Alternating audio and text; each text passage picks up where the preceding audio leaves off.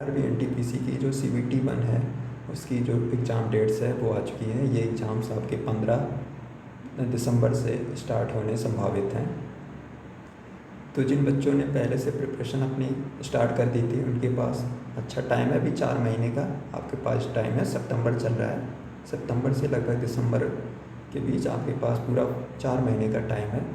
और तो वो बच्चे अपनी प्रिपरेशन को रिवाइज़ करें। जो चीज़ें उन्होंने पढ़ रखी उसको अच्छे से रिवाइज़ कर लें। जो चीज़ें नहीं पढ़ी हैं उसको पढ़ लें और जो कमियां रह गई हैं उसको दूर करें, क्योंकि ये मौका बार बार नहीं मिलता। आरआरबी एनटीपीसी के एग्ज़ाम्स हमेशा नहीं होते। 3 से 4 साल के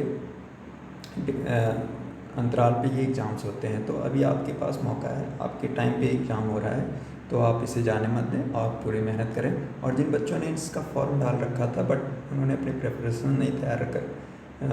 नहीं स्टार्ट करी थी, उनके पास भी अच्छा मौका है। अभी 4 महीने का है, वो अभी 0 से स्टार्ट करके इसकी पूरी तैयारी कर सकते हैं। बट उनके लिए ये है कि उन्हें पूरे दम से मेहनत करनी होगी, पूरा जोर लगाना होगा, तभी ये एग्ज़ाम क्रैक होगा। क्योंकि इसे 2.5 करोड़ बच्चों ने लगभग डाला हुआ है, जहाँ तक मुझे पता है। तो कंपटीशन बहुत ज़्यादा है, तो इसलिए आपको ज़्यादा मेहनत करनी होगी। क्योंकि बहुत से बच्चों ने इसकी प्रिपरेशन बहुत पहले से स्टार्ट कर दी थी और बहुत सारे टेस्ट सीरीज सॉल्व कर चुके हैं। तो लेकिन कोई बात नहीं, जो अभी आपने नई स्टार्ट करी है तो आपको मेहनत ज़्यादा करनी पड़ेगी और आप कर सकते हो। 4 महीने में ये एग्ज़ाम क्रैक कर सकते हो।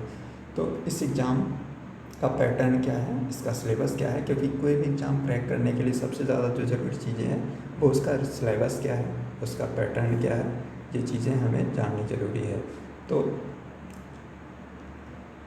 आज से ही हम जो तैयारी है वो स्टार्ट करते हैं। इसका जो बेसिक चीज़ें हैं, जो सबसे इम्पोर्टेंट चीज़ें हैं किसी भी एग्ज़ाम्स के लिए, तो उसका सिलेबस क्या है, उसका पैटर्न क्या है, वो जान लेते हैं। तो आप सभी को बेस्ट ऑफ लक, क्योंकि आपकी जो प्रिपरेशन है वो स्टार्ट हो चुकी है। तो इसका जो सबसे पहले पैटर्न जान लेते हैं, क्या क्या आना है इस एग्ज़ाम में। इस एग्ज़ाम में मैथमेटिक्स आनी है, रीजनिंग आनी है और जीए आनी है, मतलब जनरल अवेयरनेस, जिसको हम जीके कुछ भी बोलते हैं। तो इसमें टोटल 100 क्वेश्चन आने हैं। 100 में से 30 मैथमेटिक्स के 30 नंबर के, 30 रीजनिंग के 30 नंबर के और 40 जनरल अवेयरनेस के 40 नंबर के। टोटल आपके पास जो टाइम रहेगा एग्ज़ाम में, जो आपको टाइम मिलेगा वो 1.5 घंटे का है, मतलब 90 मिनट का। तो ये चीज़ आप ध्यान रखिए कि आपको तैयारी करनी है और उसके साथ साथ क्वेश्चंस को जल्दी जल्दी सॉल्व करना भी सीखना है।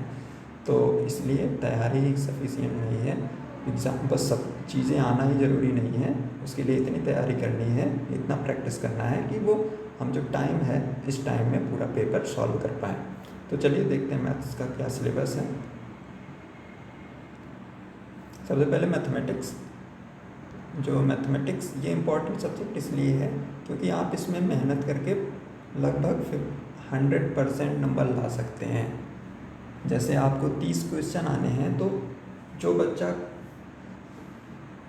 मेहनत कर लेगा उसके आराम से 25 प्लस क्वेश्चन इस वाले पेपर में सही हो जाते हैं। अमूमन बच्चों के क्वेश्चन सही होते हैं 25 प्लस, तो आप 25 प्लस इस पेपर में आराम से कर सकते हो। इस पेपर में क्या क्या चीज़ें आनी है, नंबर सिस्टम आना है, संख्या पद्धति मतलब decimals, fraction, LCM, HCF, ratio proportion मतलब समानुपात और अनुपात एवं समानुपात, परसेंटेज, मेंसुरेशन, टाइम और work, time and distance, simple and compound interest, profit and loss. ये क्या है कि जो लगभग जो सारे जो वनडे एग्ज़ाम्स होते हैं उसमें ये लगभग सिलेबस सेम ही रहता है। बस क्या होता है कि उस क्वेश्चन के नेचर बदल जाते हैं। तो हम अभी जो आगे पढ़ेंगे हमारे चैनल पे, वो इसमें देखेंगे किस नेचर के क्वेश्चन आते हैं और उनको हम सॉल्व करेंगे।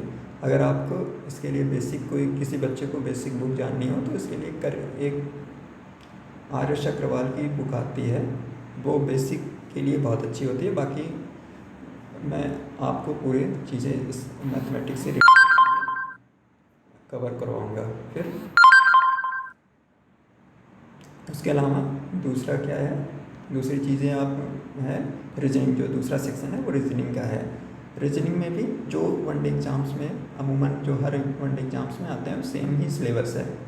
जैसे एनालॉजीज हो गई, कंप्लीशन ऑफ सीरीज़ हो गया, सीरीज़ को पूरा करना, सीरीज़ को फिल करना, कोडिंग एंड डिकोडिंग हो गई, जो अल्फ़ाबेट आता है और उसमें नंबर, उसको नंबरिंग करते हैं, मैथमेटिकल ऑपरेशन हो गए, सिमिलरिटीज़ एंड डिफरेंसेस हो गए, रिलेशनशिप्स हो गए, ये सारी चीज़ें आती हैं रीजनिंग की। ये भी आप ऐसा पोर्शन है जिसमें से भी आप 25+ मेहनत करके 25+ लाने ला सकते हैं। आप इस सब्जेक्ट्स में आप कमांड कर सकते हैं। और इसके लिए भी एक बुक आर एस अग्रवाल की बुक आती है रीजनिंग की, और अगर आप उसे पूरा कर लेते हैं तो वो आपके लिए सफिशिएंट है। इसके अलावा NTPC बेस्ड भी रीजनिंग की बुक, कई सारी बुक्स आती हैं मार्केट्स में अवेलेबल हैं, जो आपके पास आसानी से अवेलेबल हो जाए वो आप ले सकते हो। फिर अब आता है जनरल अवेयरनेस। जनरल अवेयरनेस में भी सारी चीज़ें हैं, जैसे करंट इवेंट्स हो गए, नेशनल एंड इंटरनेशनल इम्पोर्टेंस के जितने भी इवेंट्स आपके करंट में अभी घटित हुए हैं, वो सारी चीज़ें आएंगी। गेम्स एंड स्पोर्ट्स से चीज़ें आएंगी, आर्ट कल्चर से चीज़ें आएंगी, ये सारी इंडियन लिटरेचर से, हिस्ट्री, जियोग्राफी, पॉलिटी, इकोनॉमिक्स, ये सारी चीज़ें इसमें आएंगी। इसमें अमूमन जो क्वेश्चन का नेचर होता है वो 1 लाइनर क्वेश्चन का नेचर होता है। आपके लिए इसके लिए बुक लूसेंट की जो जनरल नॉलेज की बुक आती है, हिंदी में सामान्य अध्ययन की बुक आती है, वो सफिशिएंट है। इसके अलावा आपको कोई भी करंट की एक बुक, जैसे स्पीडी की बुक्स आती है, और उसके अलावा कई सारी करंट्स की बुक आती हैं, उसको आप लेके सारा चीज़ इसमें कवर कर सकते हैं। इसमें भी अगर आप मेहनत करते हैं तो आराम से ही 25+ क्वेश्चन आ जाते हैं। तो ठीक है, अब आज यहीं पे समाप्त करते हैं, और आगे के वीडियोज़ में और पूरे चीज़ें डिटेल में डिस्कस करेंगे।